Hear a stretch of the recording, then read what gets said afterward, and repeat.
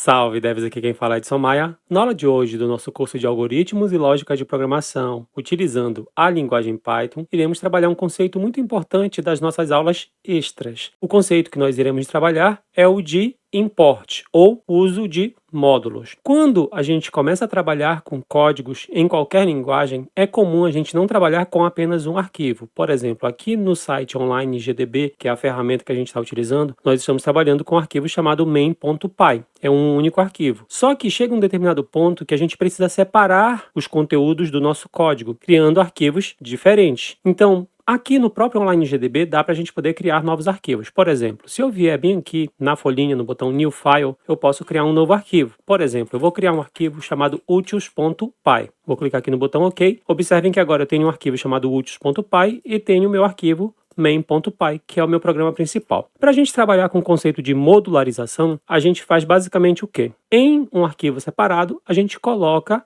as constantes e as funções que a gente vai utilizar em outros arquivos. Por exemplo, se eu quiser criar uma função para poder somar e uma função para poder dividir dois números, então eu posso fazer aqui um def somar n1, n2, então eu vou fazer um return de n1 mais n2. Com isso aqui, eu crio a minha função somar. Vamos supor que eu queira criar também uma função para dividir dois números. Então eu vou aqui, dividir n1, n2, só que aqui eu mudo a operação para dividir. E eu posso fazer isso para as outras operações também, sem problema. Observem que eu coloquei aqui a função somar e a função dividir dentro do meu arquivo utils. Para eu poder utilizar todo o conteúdo que está dentro desse meu arquivo utils em um outro arquivo do meu projeto, eu tenho que fazer a importação desse arquivo. Esse arquivo ele vai ser um módulo dentro da minha aplicação. Então eu vou fazer o import dele.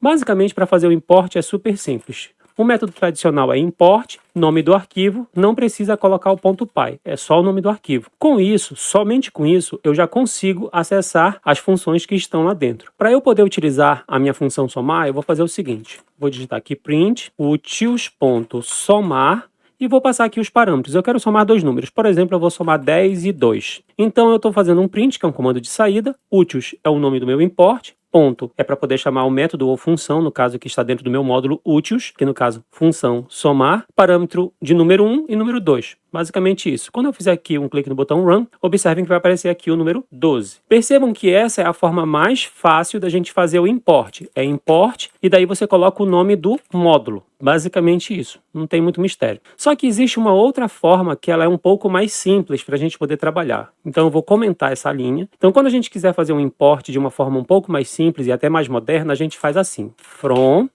que é de utils, eu quero fazer o import. Eu quero fazer o import de quê? De tudo. Então, com essa linha que eu coloquei aqui, from utils import asterisco, eu estou importando todo o conteúdo, todos os módulos, todo o conteúdo que está lá nesse meu arquivo chamado utils. E qual é a vantagem? Eu vou copiar essa linha aqui para baixo e vou comentar a linha que a gente fez anteriormente. Então, basicamente, o que eu vou fazer aqui? Para eu poder trabalhar agora, eu não preciso mais declarar aqui o nome do meu módulo. Eu simplesmente chamo a função que está lá dentro. Percebam que eu fiz aqui um print de somar e eu vou colocar aqui outros dois números. Vamos supor que eu coloque aqui o número 5 e o número 2. Vou clicar aqui no botão Run. Percebam que aparece aqui o resultado 7, sem problema. E se eu quiser usar a outra função, que é dividir, se eu clicar em Run, observem que vai aparecer 2.5. Então não tem nenhum mistério. Ambas as situações são aceitas para a gente poder trabalhar com o conceito de import. Porém, o Python, assim como outras linguagens, possui repositórios nos quais você pode baixar outros módulos. Ou seja, você pode instalar no seu projeto um módulo e fazer o import dele para a sua aplicação. No nosso caso aqui, nós estamos trabalhando com uma ferramenta online, então a gente não consegue ver aqui basicamente a estrutura de pastas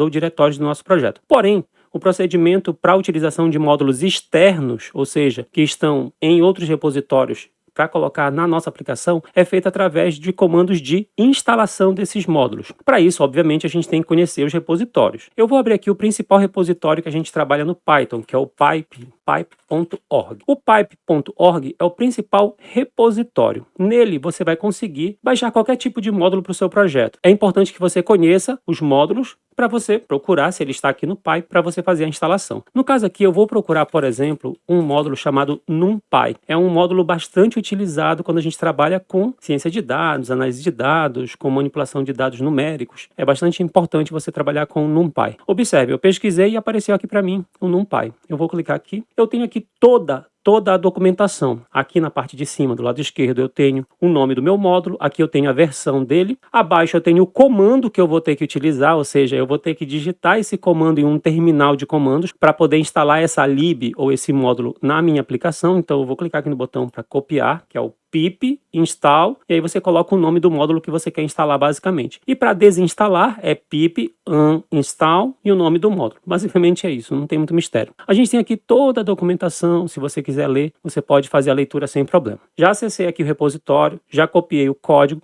E como é que eu faço para poder trabalhar aqui na minha aplicação especificamente? Observem que nós temos aqui ao lado o nosso terminal de comandos. Porém, para a gente poder fazer a instalação de qualquer módulo utilizando aqui a nossa ferramenta online, a gente precisa dar uma reiniciada em tudo. Então, o que eu vou fazer? Eu vou clicar aqui no botão atualizar. Ele vai indicar que se eu clicar aqui no botão recarregar, ele vai perder tudo. Então, eu vou clicar aqui no botão recarregar. Observe que ele voltou tudo. Eu estou aqui na versão Python 3. Vou só clicar aqui no botão para poder recolher um pouquinho. E vou clicar no botão para poder ter a visão vertical do nosso terminal. A diferença é que agora eu tenho aqui na tela inicial a opção de command, que eu posso colocar aqui um comando básico para poder ser executado. Então, por exemplo, eu vou colocar aqui o comando pip install numpy. Quando eu clicar no botão run, ele vai fazer a instalação e a gente vai poder trabalhar com a ferramenta do NumPy. Então, por exemplo, se eu quero trabalhar com o NumPy, então eu tenho que fazer o import da ferramenta NumPy. Só com isso aqui eu já tenho o import da minha ferramenta. Porém, é muito comum a gente fazer o import quando utiliza o conceito básico de import, nome do módulo, a gente usa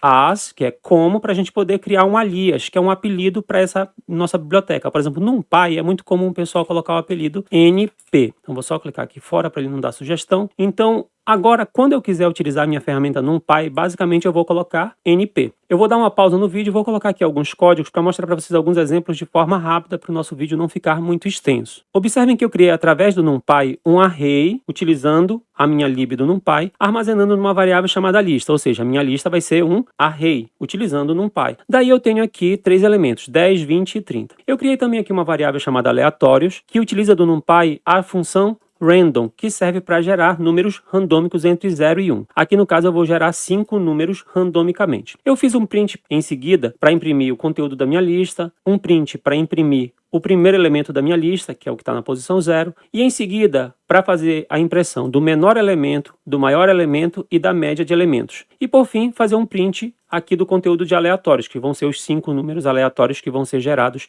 utilizando aqui a ferramenta do NumPy. Vou clicar aqui no botão Run e observem que eu tenho basicamente os resultados. Eu tenho aqui em cima o meu array com 10, 20 e 30. Aqui no caso eu tenho o primeiro elemento da minha lista, que é o 10. Eu tenho aqui o menor elemento, o maior elemento, eu tenho a média de elementos e 5 números que são gerados randomicamente. Ou seja, se você acessar aqui a documentação, você tem todas as informações de como você pode trabalhar com a ferramenta. Você tem aqui documentação, por exemplo. Se você clicar aqui em documentação, você pode fazer a leitura, explorar os recursos, obviamente vendo aqui qual é a versão que você está trabalhando, e daí você vai ter acesso a todas as informações para que você possa utilizar a ferramenta do NumPy. Ou mesmo você pode utilizar aí qualquer ferramenta de inteligência artificial para poder ver como utiliza a biblioteca em questão. No caso aqui eu trouxe o NumPy só como uma ferramenta para mostrar para vocês como faz a instalação e como faz a utilização dela de forma bem breve e rápida para que vocês tenham um exemplo prático. A aula de hoje, assim como essa série de vídeos, basicamente vão ficando por aqui. Não se esqueçam de curtir, compartilhar e assinar o canal. Salve devs, até a próxima!